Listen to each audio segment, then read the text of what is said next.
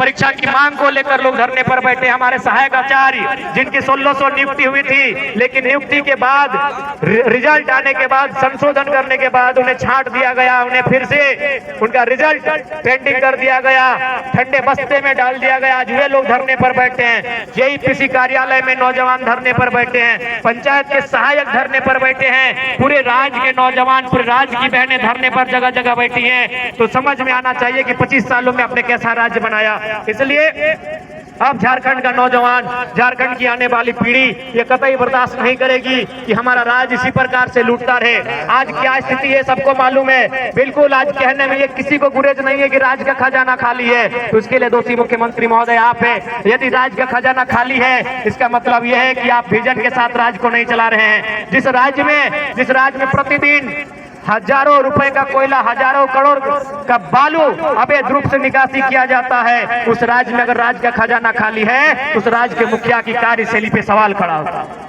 आज आपने लूट की इतनी छूट दे दी है कि एक साधारण सा पदाधिकारी, एक प्रखंड, एक थाना स्तर का पदाधिकारी महीने में अवैध रुपए से लाखों रुपए कमाता है। वो किसका पैसा है? राज्य का पैसा है, वो राज्य का खजाना है। लेकिन आपकी विजन आपको स्पष्ट बता रही है कि लूट की छूट है, भले खजाना भरे या ना भरे। इसलिए आज राज्य की जनता को आपको हिसाब देना होगा।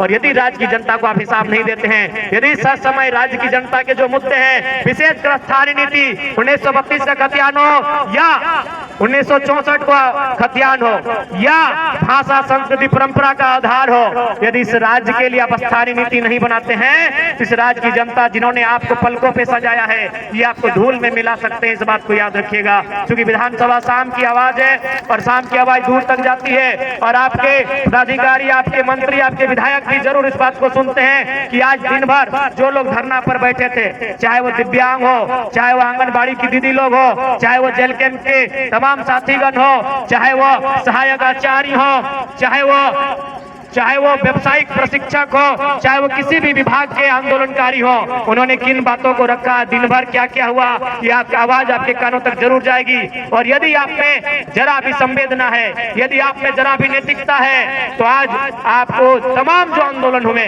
कम से कम राजधानी में विधानसभा के दरमियान जितने भी आंदोलन होते हैं, उन आंदोलनों की आपकी समीक्षा करनी चाहिए।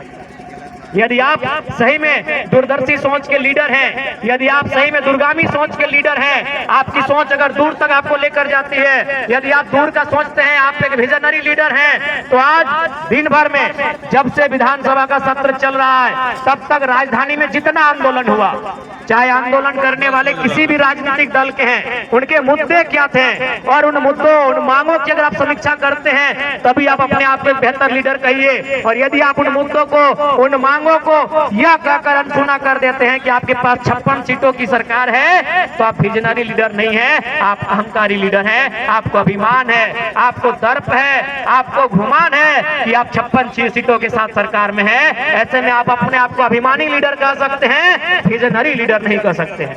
तो यदि आप विजनरी लीडर हैं, तो आज जितने भी आंदोलन, जितने भी धरने हुए यहाँ पर, उन आंदोलनों की समीक्षा करें, उन आंदोलनों का रिपोर्ट मांगे और उसको बैठक करें और इन समस्याओं का, इन मुद्दों का निराकरण करने का प्रयास करें। ये मैं माननीय मुख्यमंत्री महोदय से कहना चाहूंगा। और मैं आंदोलनकारी साथियों से कहना चाहूंगा, क्योंकि आज जब तक मैं सदन में था, माननीय मुख्यमंत्री नहीं आए थे, उनके दल के विधायकों से बात हुई है।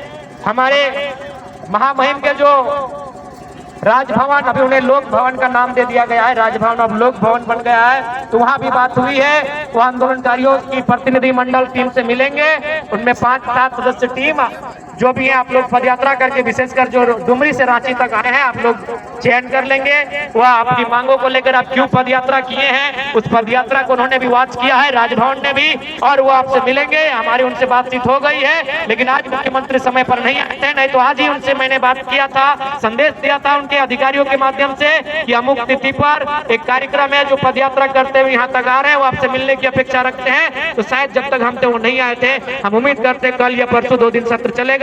जो भी पद यात्रा करके, विशेषकर जो 180 किलोमीटर चले हैं, उन्हीं में से 5 या 7 प्रतिनिधि मंडल का चयन किया जाए और वह मुख्यमंत्री से भी मिलेंगे और महामहिम राज्यपाल से मिलेंगे और मिलकर हमारी जो समस्याएं हैं, उन समस्याओं से उनको अवगत कराएंगे और निराकरण करने की दिशा में वो कार्य करेंगे, ये उनसे हम अपील करेंगे। क्योंकि रात्रि का समय